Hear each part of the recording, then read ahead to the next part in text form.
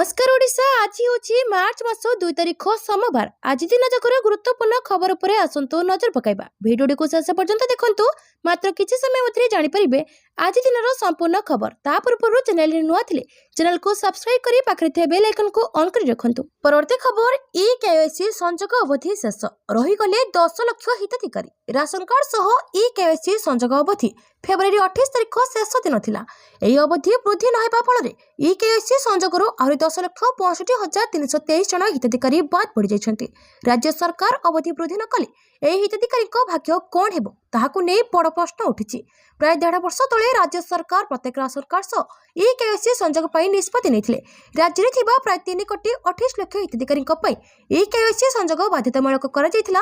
प्रथमे अल्प किछि मास समय दि जायतिला, किंतु एही समय मध्ये 20 ରୁ 30% ई-केवाईसी मध्ये संजोग संभव हेलानी। फल सरकार को बारंबार समय गड़ाइबाकू पड़िला।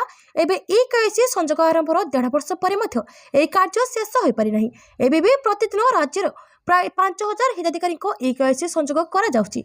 राज्य सरकार प्राय 2 मास तले ई-केवाईसी अवधि शेष हो जावा परे चलित मास शेष पर्यंत वृद्धि करथिले। एबे एही ई-केवाईसी संजोगरो बाद पड़ जाउथबा हिताधिकारी समस्या संक्रांत रे Odisha fair price of dealers association साधारण संपादक एकाम्र हुसैन कहते जे कौन पाई एते संख्यक हिताधिकारी ई-केवाईसी संजोग करि पाइले नाही से नै राज्य सरकार चिंता करिबा आवश्यक। अनेक जिले में इंटरनेट समस्या जो हिताधिकारी ई-केवाईसी संजोग होई पारु नाही। द्वितीय रे आधार कार्ड अपडेट आउ एक बड़ समस्या। तेणु एही हिताधिकारी राज्य सरकार विकल्प व्यवस्था करबा आवश्यक। परवर्ती खबर ओमान उपकूल रे तेल टैंकर उपरे आक्रमण। जहाज रे थिले 15 जन भारतीय। मध्यप्राच्य आहरी भयंकर होउछि युद्ध। यारी भितरे ओमान उपकूल रे एक तेल टैंकर उपरे आक्रमण होइथिबा खबर आसुछि। आक्रमण रे तैल जहाज रे थिबा 4 जन सदस्य आहत होइचंती। जहाज रे 15 जन भारतीय एवं 5 जन ईरानीय सदस्य थिले। ओमान रो खसा बंदर निकट रे थिबा हॉर्मुज प्रणाली रे एही घटना घटिछि। इस्राएल एवं ईरान मध्य चलता सांप्रतिक संघर्ष एवं आक्रमण मध्य एही घटना घटिछि। टैंकर थिबा समस्त क्रू मेंबर को सुरक्षित उद्धार करा जायछि। परवर्ती खबर होली रे जगिबे 17 प्लाटून फोर्स असामाजिक युवकों उपरे नजर। होली को नहीं कटक पुलिस पक्षर स्वतंत्र व्यवस्था ग्रहण करा जाउछि। कटक संपूर्ण शहर को 2टी सेक्टर और 6 जोन रे बंटा जाए सुरक्षा व्यवस्था को नियंत्रण करा जिवो। गुरुत्वपूर्ण छक और प्रमुख रास्ता थाना अधिकारी माने उपस्थित रहिबे।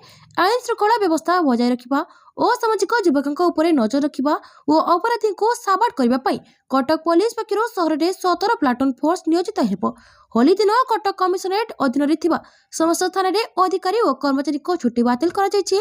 सूचना था कि थाना पीसीआर 112 भ्यान और बाइक पीसीआर होली खेल शेष हेबा पर्यंत शहर सारा बुलिबे। एथि आईन श्रृंखला परिस्थितिर मुकाबला लगी 2 प्लाटून फोर्स रिजर्व होई रहिबो। 3 अतिरिक्त डीसीपी सुरक्षा व्यवस्था को तदारक करिवे। परवर्ती खबर बजेट रे 24 कोटी व्यय बरात। एणिके प्रति जिले रे हेबो पुस्तक मेला। पुस्तक मेला क्षेत्र में ओडिया भाषा साहित्य और संस्कृति विभाग आउ एक बड़ पदक्षेप नहीं। एणिकी प्रति जिले में हेबो पुस्तक मेला। एने पूर्व निष्पत्ति होइतले हे यह प्रायतः चलित आर्थिक वर्ष आरंभ हेबा नै योजना करा जायछि। केवल राजधानी रे पुस्तक मेला होता बेले एणिके संप्रसारण करा जिवो। यह सहित ओडिया साहित्यर विभिन्न विभाग रे पुरस्कार प्रदान करा जिवो। तेबे पुस्तक मेला नै विभाग पक्षर खूब शीघ्र कार्यपन्था ग्रहण करा जिवो। विशेष करे यार रूपरेखा संपर्क रे आलोचना कराछि विभागीय अधिकारी मानकु अवगत करा जिवो। या परे मुख्यमंत्री को अनुमोदन परे जिला स्तर में कार्यान्वयन करा जिवो। विभाग पक्षर जिला संस्कृति उन्नयन अधिकारी जिला स्तर में समस्त सहयोग करेंगे। पुस्तक मेला पाई वार्षिक 3 कोटी टंका मिलुथिबा बेले चलित वर्ष बजेट रे 24 कोटी टंका व्ययबराद करा जायछि। फल प्रति जिले में पुस्तक मेला करा जिबाकू विभाग सबुज संकेत देछि। जिलावारा पुस्तक मेला पाई प्राय 50 लाख टंका खर्च करा जिवो। परवर्ती खबर जबरदखले श्री जगन्नाथ 272 एकर जमी। महाप्रभु श्री जगन्नाथ बाटी बाटी जमी रही। राज्यर 24 जिले में श्री जगन्नाथ 60,426,943 एकर जमी चिन्हट होइछि।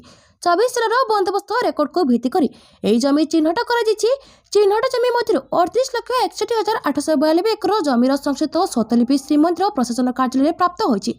किंतु 7 जिले में महाप्रभु 272 एकर जमी विभिन्न व्यक्ति जबरदखल रखिछथि। तन्मंदिर 42 एकर जमी श्रीमंदिर प्रशासन दखल को अणा जाय परिछि। अवशिष्ट जमी जबरदखल मुक्त होई पारि नाही। विधानसभा रे राज्य सरकार को तथ्य अनुसार विभिन्न जिले में 60,426,943 एकर परिमित जमी रही।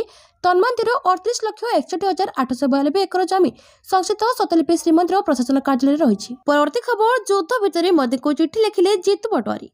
अमेरिका इस्राएल आक्रमण एवं ईरान उपरे प्रतिशोधमूलक आक्रमण जोगु दुबई एवं शारजाह विमानबंदर फसी रही मध्यप्रदेश 100 अधिक नागरिकों समेत समस्त भारतीयों सुरक्षा सुनिश्चित करने को कांग्रेस दल प्रधानमंत्री नरेंद्र मोदी को अनुरोध कर कांग्रेस दल प्रधानमंत्री को तुरंत हस्तक्षेप कर फसी रही भारतीयों सुरक्षा सुनिश्चित करने को एवं शीघ्र घर को फेराई पाई व्यवस्था करने को अनुरोध कर सूचनायोग्य इस्राएल और अमेरिका आक्रमण पर ईरान उपसागरीय अंचल को टार्गेट करुछि।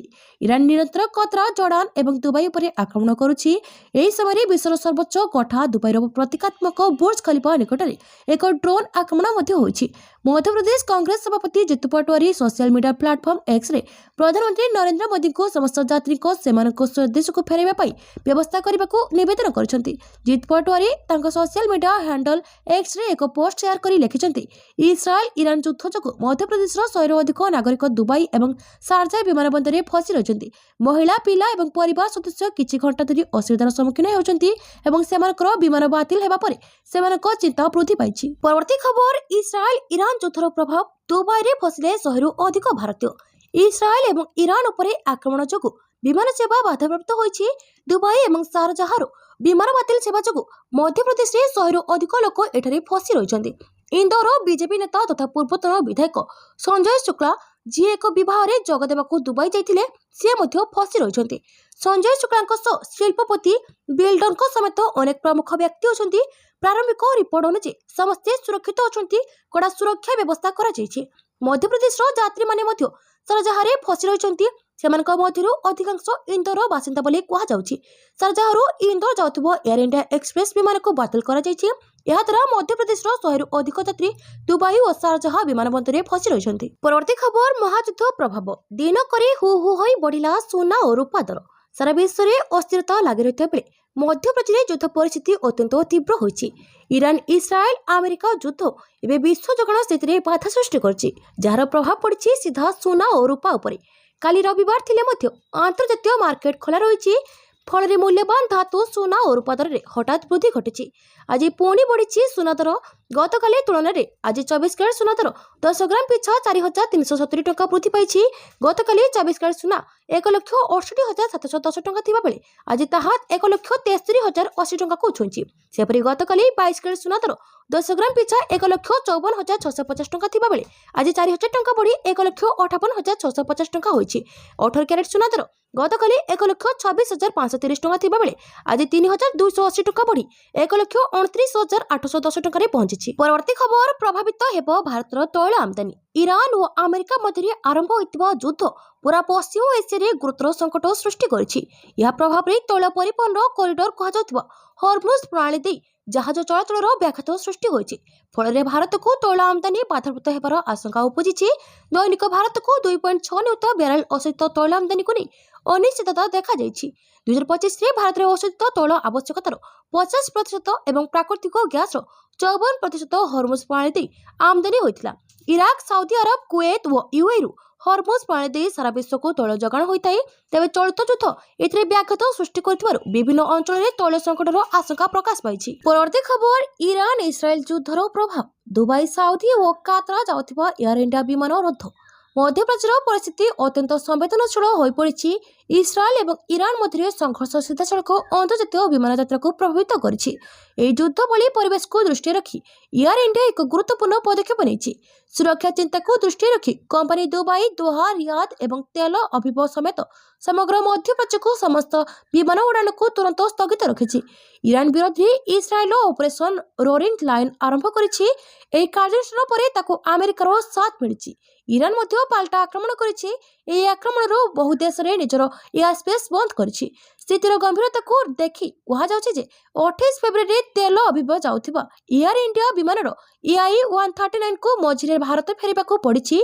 सुरक्षा दृष्टिରୁ एयर इंडिया यूएई रो दुबई एवं आबुधाबी, सऊदी अरब रो रियाद, जेदा एवं दमाम समेत अनेक प्रमुख रूट रे सेवा को अस्थायी भाव में बंद कर दैछि। परवर्ती खबर, तुरंत युद्ध बंद कर। फ्रांस राष्ट्रपति ईरान उपरे अमेरिका और इस्राएल आक्रमण पर विश्वव्यापी तीव्र प्रतिक्रिया प्रकाश पाई। फ्रांस राष्ट्रपति इमानुएल मैक्रोन कहते ଆମେରିକା ଇସ୍ରାଏଲ ଓ ଇରାନ ମଧ୍ୟରେ ଯୁଦ୍ଧ ଆନ୍ତର୍ଜାତିକ ସ୍ତରରେ ଶାନ୍ତି ପ୍ରତିଷ୍ଠା ଦିଗରେ ଗମ୍ଭୀର ପରିଣାମ ସୃଷ୍ଟି କରିବ। ବର୍ତ୍ତମାନର ଯୁଦ୍ଧସ୍ଥିତି ସମସ୍ତଙ୍କ ପାଇଁ ବିପଜ୍ଜନକ। ଏହା ତୁରନ୍ତ ବନ୍ଦ ହେବା ଉଚିତ। ଏପରି ଘଟିଛନ୍ତି ମୁହୂର୍ତ୍ତରେ ମଧ୍ୟପ୍ରାଚ୍ୟରେ ଥିବା ଫ୍ରାନ୍ସର ନାଗରିକଙ୍କ ଓ ସେମାନଙ୍କ ସମ୍ପତ୍ତି ଏବଂ ଆମର ଦେଶର ସୁରକ୍ଷା ପାଇଁ ଆମେ ସମସ୍ତ ଜରୁରୀ ପଦକ୍ଷେପ ନେବୁ। ଫ୍ରାନ୍ସ ତାର ନିକଟତମ ସହଯୋଗୀମାନଙ୍କୁ ସୁରକ୍ଷା ଦେବା ପାଇଁ ଆବଶ୍ୟକ ସମ୍ବଳ ନିୟୋଜିତ କରିବାକୁ ପ୍ରସ୍ତୁତ ଅଛି ଯଦି ସେମାନେ ଅନୁରୋଧ କରନ୍ତି ବୋଲି ମାକ୍ରନ୍ କହିଛନ୍ତି। ପରବର୍ତ୍ତୀ ଖବର 20 ମାସରେ ବିକାଶର ସବୁ କ୍ଷେତ୍ରରେ ଆମେ ପରିବର୍ତ୍ତନ ଆଣିଛୁ। ମୁଖ୍ୟମନ୍ତ୍ରୀ ଗତ 20 ମାସ ଧରି ରାଜ୍ୟ ସରକାର ବିକଶିତ ଓଡ଼ିଶା ବିକଶିତ ଭାରତ ଦୃଷ୍ଟିକୋଣକୁ ଅର୍ଥନୈତିକ ଅଭିବୃଦ୍ଧି ସାମାଜିକ ପରିବର୍ତ୍ତନ ଭିତ୍ତିଭୂମି ସମ୍ପ୍ରସାରଣ ଓ ସାଂସ୍କୃତିକ ପୁନରୁଦ୍ଧାର ମାଧ୍ୟମରେ ରୂପାୟନ କରିବା ପାଇଁ ଅଭିଯାନ ଆରମ୍ଭ କରିଛନ୍ତି। ଆଜି ମୁଖ୍ୟମନ୍ତ୍ରୀ ଶ୍ରୀ ମୋହନ ଚରଣ ମାଝୀ ଲୋକସେବା ଭବନ କନଭେନସନ ସେଣ୍ଟରଠାରେ ଆୟୋଜିତ ବିକାଶ ମନ୍ଥନ 1.0 ଗଭର୍ଣ୍ଣାନ୍ସ ଇନ୍ ଆକ୍ସନ କାର୍ଯ୍ୟକ୍ରମର ଉଦ୍ଯାପନ ଉଦ୍ବୋଧନ ଦେଇ କହିଥିଲେ ଯେ ଦୃଢ଼ ନେତୃତ୍ୱ ସ୍ପଷ୍ଟ ନୀତି ଓ ସାମୂହିକ ସଂକଳ୍ପ ଦ୍ୱାରା ଓଡ଼ିଶା ଦେଶର ଅଗ୍ରଣୀ ରାଜ୍ୟ ଭାବେ ଉଦୟ ହୋଇପାରିଛି। ଏଭଳି କାର୍ଯ୍ୟକ୍ରମ ଆୟୋଜିତ କରାଯାଉଥିବାରୁ ଏହାର ସହ ଆୟୋଜକ ଓଡ଼ିଶା ସେଣ୍ଟର ଅଫ୍ ଇଣ୍ଟିଗ୍ରେଟେଡ୍ ଡେଭଲପମେଣ୍ଟର ଉଚ୍ଚ ପ୍ରଶଂସା କରିଥିଲେ। ମୁଖ୍ୟମନ୍ତ୍ରୀ ସେ କହିଥିଲେ ଯେ ସମୃଦ୍ଧ ଓଡ଼ିଶା ଗଠନରେ ସ୍ପଷ୍ଟ ମାର୍ଗଦର୍ଶନ ପାଇଁ ଏଭଳି ବିଚାର ବିମର୍ଶ ଅତ୍ୟନ୍ତ ଜରୁରୀ।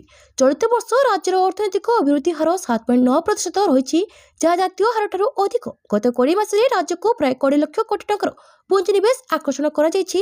2,40,000 କୋଟି ଟଙ୍କାର 109ଟି ପ୍ରକଳ୍ପର ଭିତ୍ତିପ୍ରସ୍ତର ସହ ଉଦ୍ଘାଟନ ହୋଇଥିବା ବେଳେ ପ୍ରାୟ 1,76,000 ନିଯୁକ୍ତି ସୃଷ୍ଟି ହୋଇଛି। ପରବର୍ତ୍ତୀ ଖବର ହୋଲି ପାଇଁ ଚାଲିବ 132ଟି ସ୍ୱତନ୍ତ୍ର ଟ୍ରେନ୍। ଆସନ୍ତା ହୋଲି ପର୍ବ ସମୟରେ ଯାତ୍ରୀଙ୍କୁ ଆରାମଦାୟକ ଯାତ୍ରା ଅନୁଭବ ପ୍ରଦାନ ପାଇଁ ପୂର୍ବତଟ ରେଳପଥ ଏହାର କ୍ଷେତ୍ରାଧିକାରରୁ 132ଟି ହୋଲି ସ୍ୱତନ୍ତ୍ର ରେଳ ଚଳାଇବା ପାଇଁ ଘୋଷଣା କରିଛି। ଏହା ସହିତ ଦେଶର ବିଭିନ୍ନ ପ୍ରାନ୍ତରୁ ଆରମ୍ଭ ହେଉଥିବା ଅନ୍ୟ 150ଟି ହୋଲି ସ୍ୱତନ୍ତ୍ର ରେଳ ପୂର୍ବତଟ ରେଳପଥ କ୍ଷେତ୍ରାଧିକାର ଅଧୀନସ୍ଥ ବିଭିନ୍ନ ଷ୍ଟେସନଗୁଡ଼ିକରେ ରହଣି କରିବ। ପ୍ରତିବର୍ଷ ହୋଲି ସମୟରେ ଯାତ୍ରୀଙ୍କ ଗତିବିଧି ଯଥେଷ୍ଟ ପରିମାଣରେ ବୃଦ୍ଧି ପାଇଥାଏ। ଏହାକୁ ଦୃଷ୍ଟିରେ ରଖି ଏହି ସ୍ୱତନ୍ତ୍ର ରେଳ ଫେବୃଆରୀ ଶେଷ ସପ୍ତାହରୁ ମାର୍ଚ୍ଚ ଶେଷ ପର୍ଯ୍ୟନ୍ତ ଅଧିକ ଚାହିଦା ଥିବା ମାର୍ଗରେ ପରିଚାଳିତ ହେଉଛି। ପରବର୍ତ୍ତୀ ଖବର ଚଳିତ ବର୍ଷ ରାଜ୍ୟରେ ଗ୍ରୀଷ୍ମ ଲହରୀ ଅବଧି ଅଧିକ ରହିବ। ଚଳିତ ବର୍ଷ ରାଜ୍ୟରେ ଗ୍ରୀଷ୍ମ ଲହରୀ ଅବଧି ଅଧିକ ରହିବ। ମାର୍ଚ୍ଚରୁ ମେ ମାସ ଭିତରେ ଅଧିକ ଦିନ ହିଟ୍ୱେ ରହିବ। ଅନ୍ୟ ରାଜ୍ୟ ତୁଳନାରେ ଓଡ଼ିଶାରେ ଅଧିକ ଦିନ ରହିପାରେ। ଉତ୍ତର ଓ କେନ୍ଦ୍ରୀୟ ଓଡ଼ିଶାରେ 12ରୁ 15 ଦିନ ଯାଏଁ ଗ୍ରୀଷ୍ମ ପ୍ରବାହ ଅଧିକ ହେବ ବୋଲି ଭାରତୀୟ ପାଣିପାଗ ବିଭାଗ ପୂର୍ବାନୁମାନ କରିଛି। ଆଇଏମ୍ଡି ଜାରି କରିଥିବା ଆକଳନ ଅନୁସାରେ ମାର୍ଚ୍ଚରୁ ମେ ମାସ ଯାଏଁ ସ୍ୱାଭାବିକଠାରୁ ଅଧିକ ତାତି ରହିବ, କିନ୍ତୁ ଦେଶର ଉତ୍ତର ପଶ୍ଚିମ ଭାଗ ଓ କେନ୍ଦ୍ରୀୟ ଭାଗରେ ତାପମାତ୍ରା ସ୍ୱାଭାବିକଠାରୁ କମ୍ ରହିବ। ସେହିଭଳି ମାର୍ଚ୍ଚ ମାସରେ ଦେଶର ଅଧିକାଂଶ ସ୍ଥାନରେ ତାପମାତ୍ରା ସ୍ୱାଭାବିକଠାରୁ କମ୍ ରହିବ ବୋଲି ଜାରି ହୋଇଥିବା ବିସ୍ତାରିତ ଆକଳନରେ କୁହାଯାଇଛି। ରାଜ୍ୟରେ ଏବେ ଗରମ ବଢ଼ିବ। ଅଧିକାଂଶ ସ୍ଥାନରେ ଦିନ ତାପମାତ୍ରା 2ରୁ 3 ଡିଗ୍ରୀ ବଢ଼ିପାରେ। ଏବେଠାରୁ ତାପମାତ୍ରା ବଢ଼ିବା ସହ ପ୍ରବଳ ଗରମ ଅନୁଭୂତ ହେଉଛି। ଆଗକୁ ଦିନବେଳା ଅସହ୍ୟ ଗରମ ହେବ। ପାଣିପାଗ ବିଭାଗ ଏହି ଆକଳନ କରିଛି। ଶନିବାର ସମ୍ବଲପୁରରେ ଦିନ ତାପମାତ୍ରା ସର୍ବାଧିକ 36.6 ଡିଗ୍ରୀ ଥିଲା। ସୋନପୁରରେ 35.9 ଡିଗ୍ରୀ, ସୁନ୍ଦରଗଡ଼ରେ 35.8 ଡିଗ୍ରୀ, ଭୁବନେଶ୍ୱର ଓ ଅନୁଗୁଳରେ 35.7 ଡିଗ୍ରୀ, ତାଳଚେର ଓ ରାଉରକେଲାରେ 35.4 ଡିଗ୍ରୀ ରହିଥିଲା। ରବିବାର ଉପକୂଳ ଓଡ଼ିଶାର ଅଧିକାଂଶ ସ୍ଥାନରେ ଦିନ ତାପମାତ୍ରା 20ରୁ 22 ଡିଗ୍ରୀ ରହିଥିଲା। ଉତ୍ତର ଆଭ୍ୟନ୍ତରୀଣ ଓ ଦକ୍ଷିଣ ଓଡ଼ିଶାରେ ତାପମାତ୍ରା କମ୍ ରହିବ। ସୋମବାର ଉପକୂଳ ଓଡ଼ିଶାକୁ ଛାଡ଼ି ଆଉ ସବୁଠି ତାପମାତ୍ରା କମ୍ ରହିବ। 3 ତାରିଖରେ ଉପକୂଳ ଓଡ଼ିଶାର ଅଧିକାଂଶ ସ୍ଥାନରେ ତାପମାତ୍ରା 22ରୁ 25 ଡିଗ୍ରୀ ରହିପାରେ ବୋଲି ପାଣିପାଗ ବିଭାଗ ଆକଳନ କରିଛି। ପରବର୍ତ୍ତୀ ଖବର ଆଜି ଭାରତ ଦ୍ରୁତ ଗତିରେ ବିଶ୍ୱ ସେମିକଣ୍ଡକ୍ଟର ମୂଲ୍ୟ ଶୃଙ୍ଖଳାର ଏକ ଅବିଚ୍ଛେଦ ଅଙ୍ଗ ପାଲଟିଛି। ପ୍ରଧାନମନ୍ତ୍ରୀ ନରେନ୍ଦ୍ର ମୋଦି ଗୁଜରାଟର ସାନନଠାରେ ମାଇକ୍ରନ୍ ଏଟିଏମ୍ପି ସୁବିଧାର ଉଦ୍ଘାଟନ କରିଛନ୍ତି। ବାଣିଜ୍ୟିକ ଉତ୍ପାଦନର ପ୍ରାରମ୍ଭକୁ ଚିହ୍ନିତ କରୁଥିବା ଏହି ଗୁରୁତ୍ୱପୂର୍ଣ୍ଣ ଘଟଣା ବିଶ୍ୱ ବୈଶ୍ୱିକ ନେତୃତ୍ୱ ଦିଗରେ ଭାରତର ଯାତ୍ରାରେ ଏକ ଐତିହାସିକ ମାଇଲଖୁଣ୍ଟକୁ ସୂଚିତ କରେ। ପ୍ରଧାନମନ୍ତ୍ରୀ ଉଲ୍ଲେଖ କରିଥିଲେ ଯେ ବିଶ୍ୱର ସର୍ବବୃହତ ଏବଂ ସବୁଠାରୁ ସଫଳ ଏଆଇ ସମ୍ମିଳନୀ ପରେ ଆଜି ଆମେ ଆଉ ଏକ ଐତିହାସିକ ମାଇଲଖୁଣ୍ଟ ହାସଲ କରିଛୁ। ଏଆଇ ସମ୍ମିଳନୀ ବିଶ୍ୱକୁ ଭାରତର ଏଆଇ ଦକ୍ଷତାର ପରିଚୟ ଦେଉଥିବା ବେଳେ ଆଜି ଟେକ୍ନୋଲୋଜି ନେତୃତ୍ୱ ପ୍ରତି ଭାରତର ପ୍ରତିବଦ୍ଧତାର ଏକ ପ୍ରମାଣ ବୋଲି ଶ୍ରୀ ମୋଦି ମନ୍ତବ୍ୟ ଦେଇଛନ୍ତି। ପ୍ରଧାନମନ୍ତ୍ରୀ ଉଲ୍ଲେଖ କରିଥିଲେ ଯେ ଭାରତ ଏକ ସମୟରେ ମୁଖ୍ୟତଃ ସଫ୍ଟୱେୟାର ଏବଂ ଆଇଟି ସେବା ପାଇଁ ଜଣାଶୁଣା ଥିଲା, କିନ୍ତୁ ଏବେ ଏହା ହାର୍ଡୱେୟାର କ୍ଷେତ୍ରରେ ନିଜର ପରିଚୟକୁ ଦ୍ରୁତ ଗତିରେ ସୁଦୃଢ଼ କରୁଛି। ଆଜି ସାନାନରେ ଆମେ ଏକ ନୂତନ ଭବିଷ୍ୟତର ସକାଳ ଦେଖୁଛୁ। ମାଇକ୍ରନ୍ ଏଟିଏମ୍ପି ସୁବିଧାରେ ବାଣିଜ୍ୟିକ ଉତ୍ପାଦନ ଆରମ୍ଭ ହେବା ଦ୍ୱାରା ବୈଶ୍ୱିକ ପ୍ରଯୁକ୍ତି ମୂଲ୍ୟ ଶୃଙ୍ଖଳାରେ ଭାରତର ଭୂମିକା ସୁଦୃଢ଼ ହେବ ବୋଲି ଶ୍ରୀ ମୋଦି ଗୁରୁତ୍ୱାରୋପ କରିଥିଲେ। ପରବର୍ତ୍ତୀ ଖବର ଛତିଶଗଡ଼ରେ ଆତ୍ମସମର୍ପଣ କଲେ ଓଡ଼ିଶା କ୍ୟାଡର 15 ମାଓବାଦୀ। ଛତିଶଗଡ଼ରେ ଆତ୍ମସମର୍ପଣ କଲେ ଓଡ଼ିଶା କ୍ୟାଡର 15 ମାଓବାଦୀ। ବିବିଏମ୍ପି ଡିଭିଜନର ମୁଖିଆ ବିକାଶ ସମେତ ରାଜ୍ୟ କମିଟି ସଦସ୍ୟଙ୍କ ଆତ୍ମସମର୍ପଣ। ପଡ଼ୋଶୀ ଛତିଶଗଡ଼ ମହାସମୁନ୍ଦ ଜିଲ୍ଲା ବଲଦା ଥାନାରେ ରାତି 2ଟାରୁ 4ଟା ସମୟରେ ଏମାନେ ଆତ୍ମସମର୍ପଣ କରିଛନ୍ତି। ବଲାଙ୍ଗୀର ଓ ବୌଦ୍ଧ ଜିଲ୍ଲାର ଗନ୍ଧବର୍ତ୍ତନ ଅଞ୍ଚଳରେ ଏମାନେ ସକ୍ରିୟ ଥିବା ଜଣାପଡ଼ିଛି। 3ଟି AK-47, 2ଟି ଇନସାସ୍, 2ଟି SLR ବନ୍ଧୁକ ସହ ଗୁଳି ଜବତ କରାଯାଇଛି। ବିକାଶର ମୁଣ୍ଡ ଉପରେ ଥିଲା 25 ଲକ୍ଷର ପୁରସ୍କାର ଅଛି। ଆତ୍ମସମର୍ପଣ କରିଥିବା ନକ୍ସଲ ଭିତରେ 9 ଜଣ ମହିଳା ଓ 6 ଜଣ ପୁରୁଷ ଅଛନ୍ତି। ଏନେଇ ମହାସମୁନ୍ଦ SP ପ୍ରଭାତ କୁମାର ସୂଚନା ଦେଇଛନ୍ତି। ପୋଲିସ କ୍ୟାଡରମାନଙ୍କୁ ବିକାଶ, ଦିନେଶ, କବିତା, ସବିତା, ମଙ୍ଗେଶ, ରିଙ୍କୁ, ଜଗନୁ, ଅସ୍ମିତା, ସସ୍ମିତା, ଅମିତା, ହୋଲିକା, ରୀତା, ନୀଲା, ମିନା ଏବଂ ବେବି ଭାବରେ ଚିହ୍ନଟ କରିଛି। ସେମାନଙ୍କ ମଧ୍ୟରୁ ଜଣେ ସ୍ୱତନ୍ତ୍ର ଜୋନାଲ କମିଟି ସଦସ୍ୟ, 2 ଜଣ ଡିଭିଜନାଲ କମିଟି ସଦସ୍ୟ, 5 ଜଣ ଏରିଆ କମିଟି ସଦସ୍ୟ ଏବଂ 7 ଜଣ ପ୍ଲାଟୁନ ସଦସ୍ୟ ଭାବରେ କାର୍ଯ୍ୟ କରୁଥିଲେ। କର୍ତ୍ତୃପକ୍ଷ କହିଛନ୍ତି ଯେ ଯାଞ୍ଚ ପରେ ରାଜ୍ୟର ନୀତି ଅନୁଯାୟୀ କ୍ୟାଡରମାନେ ପୁନର୍ବାସ ଲାଭ କରିବେ। ଜିଲ୍ଲାରେ ମା ପ୍ରଭାବକୁ ଦୁର୍ବଳ କରିବା ପାଇଁ ପୋଲିସ ତୀବ୍ର ଅପରେସନ, ନୂତନ ସୁରକ୍ଷା ଶିବିର, ଉନ୍ନତ ରାସ୍ତା ସଂଯୋଗୀକରଣ ଏବଂ ବିକାଶ ପ୍ରସାରକୁ ଶ୍ରେୟ ଦେଇଛି। ପରବର୍ତ୍ତୀ ଖବର, ଖାମନେଇଙ୍କ ମୃତ୍ୟୁରେ ଲକ୍ଷ୍ନୌରେ ଶୋକର ଛାୟା। ଇସ୍ରାଏଲ ବିରୋଧରେ ପ୍ରତିବାଦ ସହ ଶାନ୍ତିପୂର୍ଣ୍ଣ ଶୋଭାଯାତ୍ରା ପାଇଁ ଆହ୍ୱାନ। ଇରାନର ସର୍ବୋଚ୍ଚ ନେତା ଆୟତୋଲା ଅଲି ଖେମେନୀଙ୍କ ମୃତ୍ୟୁ ହେବା ପରେ ଲକ୍ଷ୍ନୌରେ ଗଭୀର ଶୋକ ପ୍ରକାଶ ପାଇଛି। ସିଆ ଧର୍ମଗୁରୁ ମୌଲାନା କଲିବ ଜୱାଦ 3 ଦିନିଆ ଶୋକ ଘୋଷଣା କରିଛନ୍ତି ଓ ବ୍ୟବସାୟୀମାନଙ୍କୁ ସେମାନଙ୍କର ଦୋକାନ ବନ୍ଦ କରି ଏକତା ପ୍ରଦର୍ଶନ କରିବାକୁ ନିବେଦନ କରିଛନ୍ତି। କାଲି ରାତି 8ଟାରେ ଐତିହାସିକ ଛୋଟା ଇମାମବାଡ଼ାରେ ଏକ ବଡ଼ ଶୋକ ସଭା ସହ କ୍ୟାଣ୍ଡେଲ ରାଲି ଅନୁଷ୍ଠିତ ହୋଇଛି। ମୌଲାନା କଲିବ ଜୱାଦ ବ୍ୟକ୍ତିଗତ ଭାବରେ ସମାବେଶକୁ ସମ୍ବୋଧିତ କରିଛନ୍ତି। ଖେମେନୀଙ୍କ ଜୀବନ, ସଂଘର୍ଷ ଓ ଇସଲାମିକ ବିପ୍ଳବରେ ଅବଦାନକୁ ସ୍ମରଣ କରିଛନ୍ତି। ଆୟୋଜକମାନେ ସ୍ପଷ୍ଟ କରିଛନ୍ତି ଯେ ଏହି ଶୋଭାଯାତ୍ରା ଶାନ୍ତିପୂର୍ଣ୍ଣ ହେବ, କିନ୍ତୁ ଇସ୍ରାଏଲର ଦମନକାରୀ ନୀତି ବିରୋଧରେ ଏକ ଦୃଢ଼ ବାର୍ତ୍ତା ହେବ। ପରବର୍ତ୍ତୀ ଖବର, ଲ୍ୟାଣ୍ଡମାଇନ ବିସ୍ଫୋରଣରେ କୋବ୍ରା ବାଟାଲିୟନର ଆସିଷ୍ଟାଣ୍ଟ କମାଣ୍ଡାଣ୍ଟ ଗୁରୁତର, ରାଞ୍ଚି ଏୟାରଲିଫ୍ଟ। ଓଡ଼ିଶା ଝାଡ଼ଖଣ୍ଡ ସୀମା ସଂଲଗ୍ନ ସାରଣ୍ଡା ଜଙ୍ଗଲରେ ନକ୍ସଲ ବିରୋଧୀ ଅଭିଯାନ ଚାଲିଥିବା ବେଳେ ରବିବାର ସକାଳେ ଏକ ଲ୍ୟାଣ୍ଡମାଇନ ବିସ୍ଫୋରଣ ଘଟିଛି। ଏହି ବିସ୍ଫୋରଣରେ ସିଆରପିଏଫ୍ କୋବ୍ରା 209 ବାଟାଲିୟନର ସହାୟକ କମାଣ୍ଡାଣ୍ଟ ଗୁରୁତର ହୋଇଛନ୍ତି। ସାରଣ୍ଡା ଜଙ୍ଗଲର ମାରାଙ୍ଗପଙ୍ଗା ନିକଟସ୍ଥ ଟେମରା ଘନ ଜଙ୍ଗଲରେ ଚାଲିଥିବା ନକ୍ସଲ ବିରୋଧୀ ଅଭିଯାନ ସମୟରେ ଏହି ଭୟାବହ ଘଟଣା ଘଟିଛି। ମାଓବାଦୀମାନଙ୍କ ଦ୍ୱାରା ପୂର୍ବରୁ ପତା ଯାଇଥିବା ବିସ୍ଫୋରକ ସକ୍ରିୟ ହେବାରୁ କୋବ୍ରା ବାହିନୀର ସହାୟକ କମାଣ୍ଡାଣ୍ଟ ଅଜୟ ମଲ୍ଲିକ ଗୁରୁତର ଭାବେ ଆହତ ହୋଇଛନ୍ତି। ଏହି ବିସ୍ଫୋରଣରେ ତାଙ୍କ ବାମ ଗୋଡ଼ରେ ଗଭୀର ଆଘାତ ଲାଗିଛି। ଘଟଣା ପରେ ସୁରକ୍ଷା ବାହିନୀ ରେସ୍କ୍ୟୁ ଅଭିଯାନ ଆରମ୍ଭ କରିଥିଲେ। ଘନ ଜଙ୍ଗଲରୁ ଆହତ ଅଧିକାରୀମାନଙ୍କୁ ବାହାର କରି ରାଞ୍ଚି ଏୟାରଲିଫ୍ଟ କରାଯାଇଛି। ଏହି ଘଟଣା ପରେ ଅଞ୍ଚଳରେ ସୁରକ୍ଷା ବ୍ୟବସ୍ଥାକୁ ଆହୁରି କଡ଼ା କରାଯାଇଛି। ପରବର୍ତ୍ତୀ ଖବର, 2.700 କୋଟି ଟଙ୍କାରୁ ଅଧିକ ମୂଲ୍ୟର ବିଭିନ୍ନ ପ୍ରକଳ୍ପର ଶିଳାନ୍ୟାସ ଓ ଲୋକାର୍ପଣ କଲେ ପ୍ରଧାନମନ୍ତ୍ରୀ ନରେନ୍ଦ୍ର ମୋଦି। ପ୍ରଧାନମନ୍ତ୍ରୀ ନରେନ୍ଦ୍ର ମୋଦି ଆଜି ପୁଡୁଚେରୀଠାରେ 2700 କୋଟି ଟଙ୍କାରୁ ଅଧିକ ମୂଲ୍ୟର ବିଭିନ୍ନ ବିକାଶମୂଳକ ପ୍ରକଳ୍ପର ଲୋକାର୍ପଣ ସହ ଅନ୍ୟ କେତେକର ଶିଳାନ୍ୟାସ କରିଛନ୍ତି। ସମାବେଶକୁ ସମ୍ବୋଧନ କରି ଶ୍ରୀ ମୋଦି କହିଛନ୍ତି, ଆଧ୍ୟାତ୍ମିକ, ପରିବେଶଗତ ଏବଂ ସ୍ୱାସ୍ଥ୍ୟ କ୍ଷେତ୍ର ପର୍ଯ୍ୟଟନରେ ନିବେଶ ସହିତ ସରକାର ପୁଡୁଚେରୀକୁ ଉନ୍ନତି ପଥରେ ଅଗ୍ରସର କରାଉଛନ୍ତି। ପୁଡୁଚେରୀ ମୁଣ୍ଡ ପିଛା ଆୟ ବୃଦ୍ଧି ଉପରେ ଆଲୋକପାତ କରି ପ୍ରଧାନମନ୍ତ୍ରୀ କହିଛନ୍ତି, ଡବଲ ଇଞ୍ଜିନ ସରକାର ଏହି ଅଞ୍ଚଳର ଅଭିବୃଦ୍ଧିକୁ ଅଧିକ ଗତିଶୀଳ କରିଛି। ପୁଡୁଚେରୀ ଏକ ଚିକିତ୍ସା ପର୍ଯ୍ୟଟନ କେନ୍ଦ୍ର ଭାବେ ଉଭା ହୋଇପାରିବ ବୋଲି ସେ ଆଶା ବ୍ୟକ୍ତ କରିଛନ୍ତି। ଏହି କାର୍ଯ୍ୟକ୍ରମରେ ଶ୍ରୀ ମୋଦି 1142 କୋଟି 23 ଲକ୍ଷ ଟଙ୍କା ମୂଲ୍ୟର 19ଟି ପ୍ରକଳ୍ପର ମଧ୍ୟ ଉଦ୍ଘାଟନ କରିଛନ୍ତି। ସେଥିମଧ୍ୟରେ ଇ ବସ୍ ଚଳାଚଳ, ସ୍ମାର୍ଟ ସିଟି ମିଶନ ଅଧୀନରେ ବିଭିନ୍ନ କାର୍ଯ୍ୟକ୍ରମ, ଦୁର୍ବଳ ଶ୍ରେଣୀଙ୍କ ପାଇଁ ଆବାସ ଏବଂ ପୁଡୁଚେରୀ ସରକାରଙ୍କ ପ୍ରମୁଖ ସ୍ୱେରେଜ ଓ ଜଳ ଯୋଗାଣ ପ୍ରକଳ୍ପ ଅନ୍ତର୍ଭୁକ୍ତ। 750 ଏକର କରସୁର ସେଦାରପେଟ ଶିଳ୍ପ ଇଷ୍ଟେଟ ବିକାଶ ନେଇ ପ୍ରଧାନମନ୍ତ୍ରୀ ଘୋଷଣା କରିଛନ୍ତି। ପୁଡୁଚେରୀରେ 1571 କୋଟି 63 ଲକ୍ଷ ଟଙ୍କା ମୂଲ୍ୟର 64ଟି ପ୍ରକଳ୍ପର ଶ୍ରୀ ମୋଦି ଭିତ୍ତିପ୍ରସ୍ତର ସ୍ଥାପନ କରିଛନ୍ତି। ପରବର୍ତ୍ତୀ ଖବର, 3 ଦିନରେ ଦ୍ୱିତୀୟ ଥର ପାକିସ୍ତାନୀ ଡ୍ରୋନ୍ ଅନୁପ୍ରବେଶ ଉଦ୍ୟମ। ଇରାନରେ ଇସ୍ରାଏଲ ଆକ୍ରମଣ ମଧ୍ୟରେ ଜମ୍ମୁ କାଶ୍ମୀର ପୁଞ୍ଚ ଜିଲ୍ଲାରେ ନିୟନ୍ତ୍ରଣ ରେଖା ପାଖରେ ଏକ ପାକିସ୍ତାନୀ ଡ୍ରୋନ୍ର ସନ୍ଦେହଜନକ କାର୍ଯ୍ୟକଳାପ ପରିଲକ୍ଷିତ ହୋଇଥିଲା। ରବିବାର ସକାଳେ ପୁଞ୍ଚର ଦିଗୱାରା ସେକ୍ଟରରେ ଏକ ପାକିସ୍ତାନୀ ଡ୍ରୋନ୍ ଭାରତୀୟ ଅଞ୍ଚଳରେ ପ୍ରବେଶ କରୁଥିବାର ଦେଖାଯାଇଥିଲା। ସତର୍କ ଭାରତୀୟ ସେନାର ସୈନିକମାନେ ଡ୍ରୋନ୍ଟିକୁ ଖସାଇ ଦେବା ପାଇଁ ପ୍ରବଳ ଗୁଳିଚାଳନା କରିଥିଲେ, ଯାହାଫଳରେ ଡ୍ରୋନ୍ଟି ପୁଣି ପାକିସ୍ତାନ ଅଧିକୃତ କାଶ୍ମୀର ଆଡ଼କୁ ପଳାଇ ଯାଇଥିଲା। ଗତ 3 ଦିନ ମଧ୍ୟରେ ପୁଞ୍ଚ ସେକ୍ଟରରେ ଡ୍ରୋନ୍ ଅନୁପ୍ରବେଶର ଏହା ଦ୍ୱିତୀୟ ଘଟଣା। ପୂର୍ବରୁ ଫେବୃଆରୀ 27 ତାରିଖରେ ମଧ୍ୟ ଭାରତୀୟ ଅଞ୍ଚଳରେ ସମାନ ପ୍ରକାରର ଏକ ପାକିସ୍ତାନୀ ଡ୍ରୋନ୍ ଦେଖାଯାଇଥିଲା ଓ ସୁରକ୍ଷା ବାହିନୀ ଏହା ଉପରେ ଗୁଳି ଚଳାଇଥିଲେ। ପରବର୍ତ୍ତୀ ଖବର, ସିଏସ୍କେ ଶିବିରରେ ମାହିଙ୍କ ଉପସ୍ଥିତି ଦଳକୁ ଉତ୍ସାହିତ କରିବାକୁ ଯଥେଷ୍ଟ। ଅନ୍ତର୍ଜାତୀୟ କ୍ରିକେଟ ଛାଡ଼ିବାର 6 ବର୍ଷ ହେଲାଣି, କିନ୍ତୁ ଭାରତୀୟ କ୍ରିକେଟ ଦଳର ସଫଳ ଅଧିନାୟକ ମହେନ୍ଦ୍ର ସିଂ ଧୋନିଙ୍କ ଲୋକପ୍ରିୟତା କମିବାର ନାଁ ଧରୁନାହିଁ। ଭାରତୀୟ ଦଳଠାରୁ ଦୂରେଇ ରହିଥିଲେ ମଧ୍ୟ ଧୋନିଙ୍କୁ ଦେଖିବା, ତାଙ୍କୁ ସ୍ପର୍ଶ କରିବା, ତାଙ୍କ ଖେଳକୁ ପ୍ରତ୍ୟକ୍ଷ କରିବାର କୌଣସି ମୁହୂର୍ତ୍ତକୁ ତାଙ୍କ ପ୍ରଶଂସକ ଛାଡ଼ିବା ଅବସ୍ଥାରେ ନାହାନ୍ତି। ବିଶେଷ କରି ପ୍ରତିଟି IPL ଋତୁ ସମୟରେ ଏବଂ ଏହା ପୂର୍ବରୁ ଧୋନିଙ୍କୁ ନେଇ କଳ୍ପନା ଜଳ୍ପନା ଦେଖାଦେଇଥାଏ। ଏବେ ମଧ୍ୟ ଜାରି ରହିଛି। ଚଳିତ ମାସରୁ ଆରମ୍ଭ ହେଉଥିବା IPLର 70ତମ ସଂସ୍କରଣ ପୂର୍ବରୁ ଏବେ ମହେନ୍ଦ୍ର ସିଂ ଧୋନିଙ୍କ ପ୍ରତ୍ୟାବର୍ତ୍ତନକୁ ନେଇ ପ୍ରଶଂସକମାନେ ଉଲ୍ଲସିତ ହୋଇ ଉଠିଛନ୍ତି। ପ୍ରାକ୍ ଋତୁ ପ୍ରସ୍ତୁତି ଶିବିରରେ ସାମିଲ ହେବାକୁ ଶନିବାର ଧୋନି ଚେନ୍ନାଇ ପହଞ୍ଚିବା ମାତ୍ରେ ତାଙ୍କ ପ୍ରଶଂସକମାନେ ବିମାନ ବନ୍ଦରଠାରୁ ଆରମ୍ଭ କରି ହୋଟେଲ ପର୍ଯ୍ୟନ୍ତ ପିଛା କରିଛନ୍ତି। ତାଙ୍କ ଅଭ୍ୟାସ ଦେଖିବାକୁ ବି ହଜାର ହଜାର ସମ୍ମୁଖରେ ଉପସ୍ଥିତ ହୋଇଛନ୍ତି। ପରବର୍ତ୍ତୀ ଖବର ସହରୀକରଣ ରାଜ୍ୟ ଜିଡିପିର 1/3 ଅଭିବୃଦ୍ଧି କରିବ। ଓଷା ବାଢି ବିକାଶ ମନ୍ଥନ 1.0 ଗଭର୍ଣ୍ଣାନ୍ସ ଇନ୍ ଆକ୍ସନର ଚତୁର୍ଥ ପ୍ଲେନାରୀ ଅଧିବେଶନ ସମୃଦ୍ଧ ଓଡ଼ିଶାରେ ରାଜ୍ୟକୁ ଏକ ଉଚ୍ଚ ଅଭିବୃଦ୍ଧିଶୀଳ ଓ ଭବିଷ୍ୟତ ପ୍ରସ୍ତୁତ ଅର୍ଥନୀତି ଦିଗରେ ଆଗେଇ ନେବା ପାଇଁ ଏକ ମହତ୍ୱାକାଂକ୍ଷୀ ତଥା ସମନ୍ୱିତ ରୋଡମ୍ୟାପ୍ ପ୍ରଦର୍ଶିତ ହୋଇଛି। ଏହି ଅଧିବେଶନରେ ବିଭିନ୍ନ ପ୍ରମୁଖ ବିଭାଗର ବରିଷ୍ଠ ଅଧିକାରୀମାନେ ଯୋଗଦେଇ ଶିଳ୍ପ ସମ୍ପ୍ରସାରଣ, ସେବା କ୍ଷେତ୍ରର ରୂପାନ୍ତରଣ, ସହରୀ ସଂସ୍କାର, ପରିବହନ ସୁଦୃଢ଼ୀକରଣ ଓ ଗ୍ରାମୀଣ ଅର୍ଥନୀତିର ପୁନରୁଦ୍ଧାର ଉପରେ ବ୍ୟାପକ ଆଲୋଚନା କରିଥିଲେ। ଓଡ଼ିଶାର ବିକାଶଶୀଳ ଅର୍ଥନୈତିକ ପଥକୁ ନେଇ ଆଲୋଚନାରେ ଦୃଢ଼ ଆଶାବାଦ ପ୍ରକଟ କରାଯାଇଥିଲା। ପରିକଳ୍ପନାକୁ ବାସ୍ତବ ରୂପ ଦେବା ପାଇଁ ନିର୍ଦ୍ଧାରିତ ସମୟସୀମା ମଧ୍ୟରେ କାର୍ଯ୍ୟାନ୍ୱୟନ ଏବଂ ବିଭିନ୍ନ ବିଭାଗ ମଧ୍ୟରେ ସମନ୍ୱୟ ଉପରେ ଗୁରୁତ୍ୱାରୋପ କରାଯାଇଥିଲା। ଅଧିବେଶନକୁ ସମ୍ବୋଧିତ କରି ଗୃହ ନିର୍ମାଣ ଓ ନଗର ଉନ୍ନୟନ ବିଭାଗର ଅତିରିକ୍ତ ମୁଖ୍ୟ ଶାସନ ସଚିବ ଶ୍ରୀମତୀ ଉଷା ପାଢ଼ୀ ରାଜ୍ୟର ଅଭିବୃଦ୍ଧିର ଇଞ୍ଜିନ ଭାବରେ ନଗଦୀକରଣର ଗୁରୁତ୍ୱପୂର୍ଣ୍ଣ ଭୂମିକା ଉପରେ ଆଲୋକପାତ କରିଥିଲେ।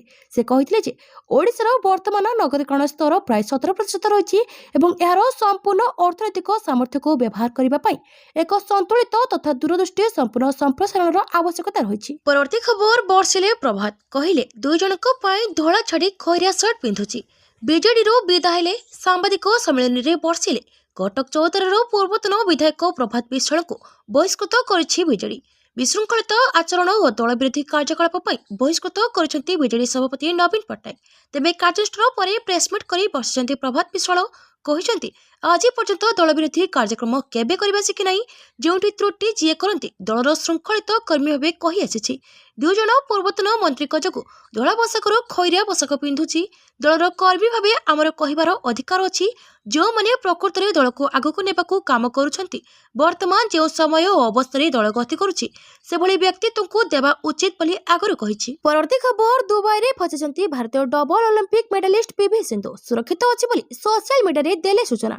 ଇସ୍ରାଏଲ ଏବଂ ଆମେରିକା ଶନିବାର ଦିନ ଇରାନ ଉପରେ ଆକ୍ରମଣ କରିଥିଲା। ଇରାନ ମଧ୍ୟପ୍ରାଚ୍ୟରେ 100ରୁ ଅଧିକ କ୍ଷେପଣାସ୍ତ୍ର ନିକ୍ଷେପ କରି ପ୍ରତିଶୋଧ ନେଇଥିଲା। ଇସ୍ରାଏଲି ଆକ୍ରମଣ ପରେ ଇରାନ ମଧ୍ୟପ୍ରାଚ୍ୟରେ ଥିବା ଆମେରିକୀୟ ଘାଟିଗୁଡ଼ିକୁ ଟାର୍ଗେଟ କରିବା ଆରମ୍ଭ କରିଥିଲା। ବାହାରିନ୍ରୁ ଦୁବାଇ ପର୍ଯ୍ୟନ୍ତ ଆମେରିକୀୟ ଘାଟିଗୁଡ଼ିକୁ ଟାର୍ଗେଟ କରିଥିଲା। ଇରାନୀ ଆକ୍ରମଣ ମଧ୍ୟରେ ଦୁବାଇ ବିମାନ ବନ୍ଦରରେ ଭୟ ଏବଂ ଆତଙ୍କ ସୃଷ୍ଟି ହୋଇଥିଲା। କ୍ଷେପଣାସ୍ତ୍ର ଆକ୍ରମଣ ଓ ବିମାନ ଆକ୍ରମଣରେ ଚେତାବନୀ ମଧ୍ୟରେ ହଜାର ହଜାର ଅନ୍ୟ ଯାତ୍ରୀଙ୍କ ସହିତ ଭାରତୀୟ ବ୍ୟାଡମିଣ୍ଟନ ତାରକା ପିଭି ସିନ୍ଧୁ ଉପସ୍ଥିତ ଥିଲେ। ସିନ୍ଧୁ ନିଜେ ସୋସିଆଲ ମିଡିଆରେ ଏହାକୁ ଅତ୍ୟନ୍ତ ଭୟଙ୍କର ବୋଲି ବର୍ଣ୍ଣନା କରିଥିଲେ। ଆହୁରି ମଧ୍ୟ ସେ କହିଥିଲେ ବିମାନ ଯାତ୍ରା ଉପରେ ରକ୍ ଲଗାଇଥିବାରୁ ମୁଁ ଏକ ପ୍ରକାର ଅଟକ। ଏୟାରପୋର୍ଟ କର୍ତ୍ତୃପକ୍ଷଙ୍କ ଅକ୍ଲାନ୍ତ ପ୍ରୟାସ ଯୋଗୁଁ ଆମେ ଅଧିକ ସୁରକ୍ଷିତ ଅଛୁ। ପରବର୍ତ୍ତୀ ଖବର ଦକ୍ଷିଣ ଆଫ୍ରିକୀୟ ଦେଶ ବତ୍ସୱାନାରୁ ଆସିଲେ 9 ଚିତା। ଭାରତରେ ସଂଖ୍ୟା 48କୁ ବୃଦ୍ଧି। ମଧ୍ୟପ୍ରଦେଶର କୁନ ନ୍ୟାସନାଲ ପାର୍କକୁ ଶନିବାର ଆଉ 9ଟି ଚିତା ଅଣାଯାଇଛି। ଦକ୍ଷିଣ ଆଫ୍ରିକୀୟ ଦେଶ ବତ୍ସୱାନାର 6ଟି ମାଇ ଏବଂ 3ଟି ଅଣ୍ଡିରା ଚିତାକୁ ବାୟୁସେନାର ସ୍ୱତନ୍ତ୍ର ହେଲିକପ୍ଟରରେ ପ୍ରଥମେ ଗ୍ୱାଲିୟର ଅଣାଯାଇଥିଲା। ପରେ ହେଲିକପ୍ଟର ଜରିଆରେ କୁନ ନ୍ୟାସନାଲ ପାର୍କରେ ପହଞ୍ଚାଯାଇଥିଲା। ସମସ୍ତ 9 ଚିତାକୁ ଆଗାମୀ ମାସ ଯାଏଁ ବିଶେଷ କ୍ୱାରେଣ୍ଟାଇନ୍ ୱାର୍ଡରେ ବିଶେଷଜ୍ଞ ଏବଂ ଡାକ୍ତରଙ୍କ ଅନୁଧ୍ୟାନରେ ରଖାଯିବ। 3ଟି ଭିନ୍ନ ଭିନ୍ନ ଦେଶର ଚିତା ଏକାଠି ରହିବା ଏହି ପ୍ରକଳ୍ପର ଦୀର୍ଘମିଆଦୀ ସଫଳତା ଲାଗି ନିର୍ଣ୍ଣାୟକ ସାବ୍ୟସ୍ତ ହେବ ବୋଲି ଆଶା କରାଯାଉଛି। ଏଥିସହ କୁନରେ ଏବେ ଚିତା ସଂଖ୍ୟା 36ରୁ ବଢ଼ି 45 ହୋଇଛି। ଗାନ୍ଧୀସାଗର ଅଭୟାରଣ୍ୟରେ ଥିବା 3 ଚିତାକୁ ମିଶାଇ ଦେଶରେ ଚିତା ସଂଖ୍ୟା 48 ହୋଇଛି। ବିଶେଷଜ୍ଞମାନଙ୍କ ଅନୁସାରେ ଏହି ପର୍ଯ୍ୟାୟରେ ଅଧିକ ମାଇ ଚିତାକୁ ଅଣାଯିବା ଦ୍ୱାରା କୁନରେ ଲିଙ୍ଗାନୁପାତ ଉନ୍ନତ ହେବ। ଏଥିଯୋଗୁଁ ସେଠାରେ ଜେନେଟିକ୍ ବିବିଧତା ମଧ୍ୟ ମଜବୁତ ହେବ। ପରବର୍ତ୍ତୀ ଖବର ଖେମ୍ନିଙ୍କ ମୃତ୍ୟୁ ପରେ ଇରାନକୁ ମିଳିଲା ନୂଆ କମାଣ୍ଡର। ଇସ୍ରାଏଲ ଏବଂ ଆମେରିକା ମିଳିତ ଭାବରେ ଯୁଦ୍ଧ ଆରମ୍ଭ କରିଥିବାରୁ ମଧ୍ୟପ୍ରାଚ୍ୟ ଭୂମି ପୁଣି ଥରେ ବାରୁଦ ଓ ବିସ୍ଫୋରଣ ଶବ୍ଦରେ ଥରି ଉଠିଛି। ଶନିବାର ଅପରେସନ ରୋରିଂ ଲେନ୍ରେ ଇରାନର ଅନେକ ସହର ଉପରେ କ୍ଷେପଣାସ୍ତ୍ର ବର୍ଷା କରାଯାଇଥିଲା, ଯେଉଁଥିରେ ବହୁ ଜୀବନ ଏବଂ ସମ୍ପତ୍ତି କ୍ଷତି ହୋଇଥିବା ରିପୋର୍ଟ ହୋଇଛି। ଇରାନୀ ଗଣମାଧ୍ୟମ ଏବଂ ୱାର ଅନ୍ତର୍ଜାତୀୟ ଗୁଇନ୍ଦା ସୂତ୍ରରୁ ଦାବି କରାଯାଇଛି ଯେ ସର୍ବୋଚ୍ଚ ନେତା ଆୟତୋଲା ଅଲି ଖେମ୍ନି ତାଙ୍କ କାର୍ଯ୍ୟାଳୟରେ ହୋଇଥିବା ଏହି ଭୟଙ୍କର ଆକ୍ରମଣରେ ପ୍ରାଣ ହରାଇଛନ୍ତି। ଆମେରିକା ରାଷ୍ଟ୍ରପତି ଡୋନାଲ୍ଡ ଟ୍ରମ୍ପ ଏହାକୁ ସମଗ୍ର ବିଶ୍ୱ ପାଇଁ ନ୍ୟାୟ ବୋଲି କହିଛନ୍ତି। ଯେତେବେଳେ ଭାରତ ସମେତ ସମଗ୍ର ବିଶ୍ୱ ଏବେ ଏହି ବିଶ୍ୱ ଯୁଦ୍ଧର ବର୍ଦ୍ଧିତ ବିପଦକୁ ନେଇ ବହୁତ ଚିନ୍ତିତ ଅଛନ୍ତି। ପରବର୍ତ୍ତୀ ଖବର କୋହଲିଙ୍କ 12 ବର୍ଷ ପୁରୁଣା ରେକର୍ଡ ଭାଙ୍ଗିଲେ ଫରହାନ।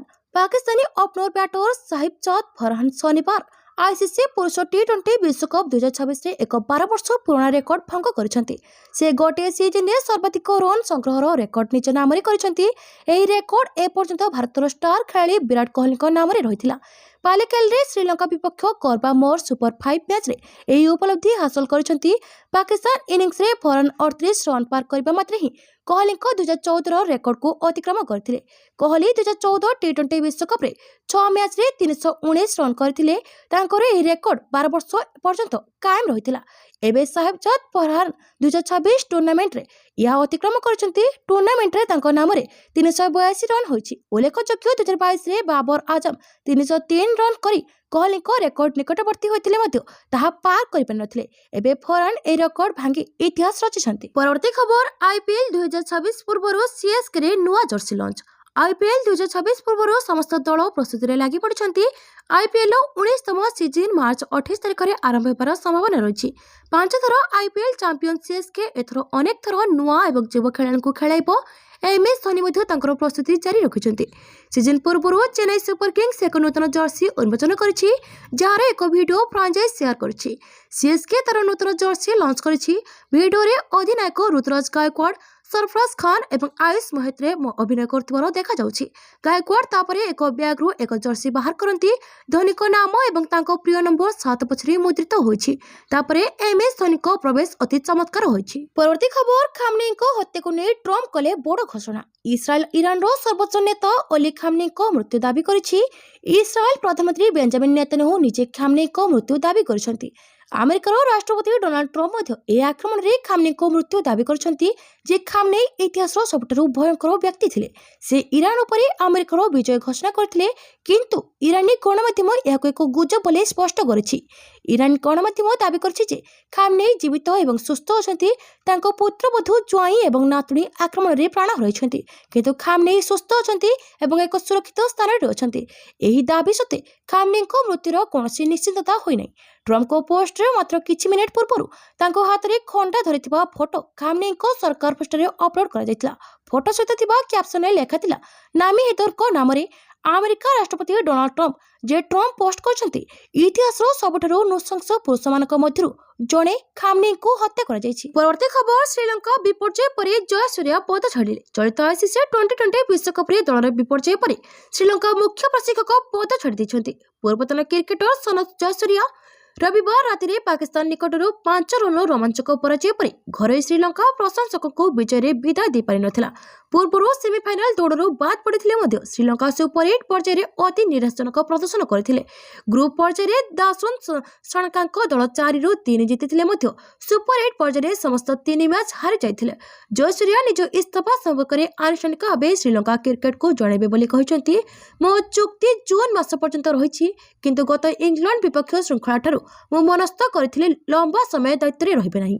ତେବେ ବିଜୟର ଉଚ୍ଚତା ସହ ବିଦାୟ ନେବାର ଆଶା ବି ପୂରଣ ହୋଇପାରିଲା ନାହିଁ ବୋଲି ଜୟସୂର୍ୟା ପ୍ରକାଶ କରିଛନ୍ତି। ପରବର୍ତ୍ତୀ ଖବର, ନ୍ୟାୟପାଳିକାଙ୍କ ପ୍ରତି ଦେଶର ଲୋକମାନଙ୍କର ବିଶ୍ୱାସ ଓ ସମ୍ମାନ ନିରନ୍ତର ଭାବେ ବୃଦ୍ଧି ପାଉଛି। ନ୍ୟାୟପାଳିକାଙ୍କ ପ୍ରତି ଲୋକଙ୍କର ବିଶ୍ୱାସ ଏବଂ ସମ୍ମାନ ନିରନ୍ତର ବୃଦ୍ଧି ପାଉଛି ବୋଲି ପ୍ରଧାନ ବିଚାରପତି ଜଷ୍ଟିସ ସୂର୍ଯ୍ୟକାନ୍ତ କହିଛନ୍ତି। ଆନ୍ଧ୍ରପ୍ରଦେଶର ତିରୁପତି ଗ୍ରାମୀଣ ମଣ୍ଡଳ ସ୍ଥିତ ଡାମିନାରୁଠାରେ ଆଜି ଏକ ନୂତନ ଜିଲ୍ଲା କୋର୍ଟ ପରିସରର ଭିତ୍ତିପ୍ରସ୍ତର ସ୍ଥାପନ କରିବା ଅବସରରେ ଜଷ୍ଟିସ ସୂର୍ଯ୍ୟକାନ୍ତ ସମୟାନୁବର୍ତ୍ତୀ ନ୍ୟାୟ ପ୍ରଦାନର ଆବଶ୍ୟକତା ଉପରେ ଗୁରୁତ୍ୱ ଦେଇଛନ୍ତି। ନ୍ୟାୟ ପ୍ରଦାନ ବ୍ୟବସ୍ଥା କେବଳ ଖଣ୍ଡପୀଠଙ୍କର ଦାୟିତ୍ୱ ନୁହେଁ, ବରଂ ଆଇନଜୀବୀମାନେ ଏଥିପାଇଁ ପଦକ୍ଷେପ ଗ୍ରହଣ କରିବାକୁ ସେ ଆହ୍ୱାନ ଦେଇଛନ୍ତି। ଖଣ୍ଡପୀଠ ଏବଂ ବାର୍ ଗୋଟିଏ ଅନୁଷ୍ଠାନର ଦୁଇ ହାତ ବୋଲି ବର୍ଣ୍ଣନା କରି ଜଷ୍ଟିସ ସୂର୍ଯ୍ୟକାନ୍ତ କହିଛନ୍ତି, ଆଇନଜୀବୀଙ୍କ ସହଯୋଗ ଏବଂ ଦକ୍ଷ ପରିଚାଳନା ବିଚାର ବିଭାଗକୁ ଯୁକ୍ତିଯୁକ୍ତ ଏବଂ ସ୍ପଷ୍ଟ ନିଷ୍ପତ୍ତି ପ୍ରଦାନ କରିବାରେ ସହାୟକ ହୋଇଥାଏ। ଏହାଦ୍ୱାରା ନ୍ୟାୟ ବ୍ୟବସ୍ଥା ପ୍ରତି ଜନସାଧାରଣଙ୍କ ବିଶ୍ୱାସ ଦୃଢ଼ ହୋଇଥାଏ। କୋର୍ଟ ପରିସରଗୁଡ଼ିକ ହସ୍ପିଟାଲ ଭଳି କାର୍ଯ୍ୟ କରିବା ଉଚିତ। ନ୍ୟାୟ ଭିକ୍ଷା ପାଇଁ କୋର୍ଟକୁ ଆସୁଥିବା ଜଣେ ବ୍ୟକ୍ତି ନିଜକୁ ନିରାପଦ ଅନୁଭବ କରିବା ସହିତ ସମସ୍ୟାର ସମାଧାନ ଦିଗରେ ନିଶ୍ଚିନ୍ତ ହେବା ଉଚିତ ବୋଲି ଜଷ୍ଟିସ ସୂର୍ଯ୍ୟକାନ୍ତ କହିଛନ୍ତି। ପରବର୍ତ୍ତୀ ଖବର, ଭାରତ ଏକ ବିଦ୍ୟୁତ ଅଭାବୀ ରାଷ୍ଟ୍ରରୁ ବଳକା ଶକ୍ତି ଦେଶ ଭାବେ ପରିଣତ ହୋଇଛି। ଭାରତ ଏକ ବିଦ୍ୟୁତ ଅଭାବୀ ରାଷ୍ଟ୍ରରୁ ବଳକା ଶକ୍ତି ଦେଶ ଭାବେ ପରିଣତ ହୋଇଛି ବୋଲି ଶକ୍ତି ମନ୍ତ୍ରୀ ମନୋହର ଲାଲ କହିଛନ୍ତି। ନୂଆଦିଲ୍ଲୀରେ ଆଜି ବ୍ୟୁରୋ ଅଫ୍ ଏନର୍ଜି ଏଫିସିଏନ୍ସି BEEର 25ତମ ପ୍ରତିଷ୍ଠା ଦିବସ ସମାରୋହକୁ ସମ୍ବୋଧନ କରି ଶ୍ରୀ ଲାଲ କହିଛନ୍ତି, ଆଗାମୀ ବର୍ଷଗୁଡ଼ିକରେ ବିଦ୍ୟୁତ୍ ଚାହିଦା ବୃଦ୍ଧି ପାଇବାର ସମ୍ଭାବନା ରହିଛି। ଏହି ବର୍ଦ୍ଧିତ ଚାହିଦାକୁ ପୂରଣ କରିବା ପାଇଁ ଆଗାମୀ 5 ବର୍ଷ ମଧ୍ୟରେ ଅତିରିକ୍ତ 30 ଗିଗାୱାଟ ବିଦ୍ୟୁତ୍ ଶକ୍ତି ଆବଶ୍ୟକ ପଡ଼ିବ ବୋଲି ମନ୍ତ୍ରୀ ଶ୍ରୀ ଲାଲ କହିଛନ୍ତି। ଶକ୍ତି ଦକ୍ଷତା ବ୍ୟୁରୋ ଶକ୍ତି ସଂରକ୍ଷଣ ପଦକ୍ଷେପ ମାଧ୍ୟମରେ 50,000 କୋଟି ଟଙ୍କାର ବିଦ୍ୟୁତ୍ ସଞ୍ଚୟ କରିପାରିଛି। ଏଭଳି ପ୍ରୟାସ ତାପଜ ବିଦ୍ୟୁତ୍ ଉତ୍ପାଦନ ଆବଶ୍ୟକତାକୁ ହ୍ରାସ କରିବାରେ ସହାୟକ ହେବା ସହିତ ସ୍ୱଚ୍ଛ ଏବଂ ସବୁଜ ଶକ୍ତି ପରିବର୍ତ୍ତନକୁ ସମର୍ଥନ ପ୍ରଦାନ କରୁଛି।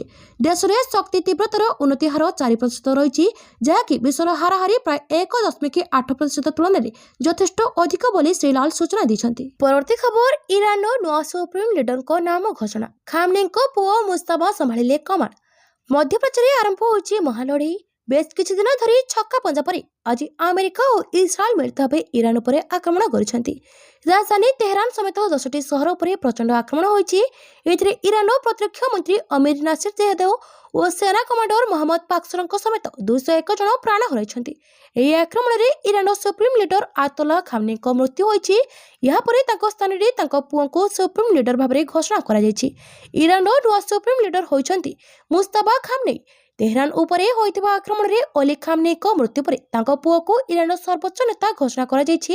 ଖାମନେଇଙ୍କ ମୃତ୍ୟୁରେ 40 ଦିନିଆ ରାଷ୍ଟ୍ରୀୟ ଶୋକ ପାଳୁଛି ଇରାନ। ଏହା ସହିତ 7 ଦିନିଆ ସାର୍ବଜନୀନ ଛୁଟି ଘୋଷଣା ହୋଇଛି। ଦେଶରେ ସୁରକ୍ଷା କଡ଼ାକଡ଼ି ହୋଇଛି। ବଡ଼ ସହର ଏବଂ ସରକାରୀ ଘର ବାହାରେ ଅତିରିକ୍ତ ସୁରକ୍ଷା ବଳ ନିୟୋଜିତ ହୋଇଛନ୍ତି। ପରବର୍ତ୍ତୀ ଖବର, ଜମ୍ମୁ ଓ କାଶ୍ମୀରରେ ଭୂକମ୍ପ ଝଟକା, ଏହାର ତୀବ୍ରତା 4.2। ଜମ୍ମୁ ଓ କାଶ୍ମୀରରେ ଭୂକମ୍ପ ଝଟକା, ଏହାର ତୀବ୍ରତା 4.2 ରେକର୍ଡ କରାଯାଇଛି। ଭୂମିକମ୍ପର ଝଟକା ଅଞ୍ଚଳର ଲୋକଙ୍କ ମଧ୍ୟରେ ଆତଙ୍କ ସୃଷ୍ଟି କରିଥିଲା। ଫଳରେ ଅନେକ ଲୋକ ଭୟରେ ଘରୁ ବାହାରକୁ ବାହାରି ଆସିଥିଲେ। ରବିବାର ରାତି 1:25ରେ ଭୂମିକମ୍ପ ହୋଇଥିଲା। ଭୂମିକମ୍ପର କେନ୍ଦ୍ରସ୍ଥଳ ପୃଥିବୀ ପୃଷ୍ଠରୁ 5 କିଲୋମିଟର ଗଭୀରତାରେ ଥିବା ପାଣିପାଗ ବିଭାଗ ପକ୍ଷରୁ ପ୍ରକାଶ ପାଇଛି। ବର୍ତ୍ତମାନ ପର୍ଯ୍ୟନ୍ତ ମୃତାହତ କିମ୍ବା କ୍ଷୟକ୍ଷତି ନେଇ କୌଣସି ସୂଚନା ମିଳିନି। ସୂଚନାଯୋଗ୍ୟ, ପୂର୍ବରୁ ପଶ୍ଚିମବଙ୍ଗର କୋଲକାତାରେ ଭୂମିକମ୍ପ ଅନୁଭୂତ ହୋଇଥିଲା, ଯାହାର ତୀବ୍ରତା 5.4 ଥିଲା। କୋଲକାତା ସମେତ ଅନ୍ୟାନ୍ୟ ଆଖପାଖ ଅଞ୍ଚଳରେ ମଧ୍ୟ ଭୂକମ୍ପ ଝଟକା ଅନୁଭୂତ ହୋଇଥିଲା, ଯାହା ଅପରାହ୍ନ 1:20 ସମୟରେ ଅନୁଭୂତ ହୋଇଥିଲା। ଭୂକମ୍ପର କେନ୍ଦ୍ରସ୍ଥଳ ବାଂଲାଦେଶରେ ଥିଲା ବୋଲି କୌଣସି ଏକ ସୂତ୍ରରୁ ପ୍ରକାଶ ପାଇଛି। ପରବର୍ତ୍ତୀ ଖବର, ସବିତା ଓହରିଲେ ସଲିମା ଅଧିନାୟକ। ହାଇଦ୍ରାବାଦ ଠାରେ ଚଳିତ ମାର୍ଚ୍ଚ 8ରୁ 14 ତାରିଖ ପର୍ଯ୍ୟନ୍ତ ଖେଳାଯିବାକୁ ଥିବା FIH ମହିଳା ହକି ବିଶ୍ୱକପ ଯୋଗ୍ୟତା ପର୍ଯ୍ୟାୟ ପୂର୍ବରୁ ଭାରତୀୟ ଦଳରେ ଏକ ମହତ୍ୱପୂର୍ଣ୍ଣ ଅଦଳବଦଳ ହୋଇଛି। ଭେଟରାନ ଗୋଲରକ୍ଷକ ତଥା ଅଧିନାୟକ ବ୍ୟକ୍ତିଗତ କାରଣ ଦର୍ଶାଇ ଏହି ପ୍ରତିଯୋଗିତାରୁ ଓହରିଯିବା ପରେ ମଧ୍ୟହକ ଖେଳାଳି ସଲିମା ଟେଟେ ନୂଆ ଅଧିନାୟିକା ନିଯୁକ୍ତ ହୋଇଛନ୍ତି। ସଲିମା ଓଡ଼ିଆ ଖେଳାଳି ସୁନିଲିତା ଟପ୍ ସ୍ଥାନ ପାଇଥିବା ଭାରତୀୟ ଦଳର ନେତୃତ୍ୱ England, Scotland, Korea, Italy, Uruguay, Wales ଓ ଅଷ୍ଟ୍ରିଆକୁ ନେଇ ଖେଳାଯିବାକୁ ଥିବା ଏହି ପ୍ରତିଯୋଗିତାରେ ନେବେ। ଏମାନଙ୍କ ମଧ୍ୟରୁ 3ଟି ଦଳ ବେଲଜିୟମ ଓ ନେଦରଲ୍ୟାଣ୍ଡସରେ ଅଗଷ୍ଟ ମାସରେ ଖେଳାଯିବାକୁ ଥିବା ବିଶ୍ୱକପ ଲାଗି ଯୋଗ୍ୟତା ଅର୍ଜନ କରିବେ। ପରବର୍ତ୍ତୀ ଖବର, ଚାଷୀମାନଙ୍କ ସ୍ୱାର୍ଥକୁ ଦୃଷ୍ଟିରେ ରଖି ସରକାର କାର୍ଯ୍ୟକାରୀ କରିବେ ନୂତନ ବିହନ ଆଇନ ଓ ସଂଶୋଧିତ ସାର ଆଇନ।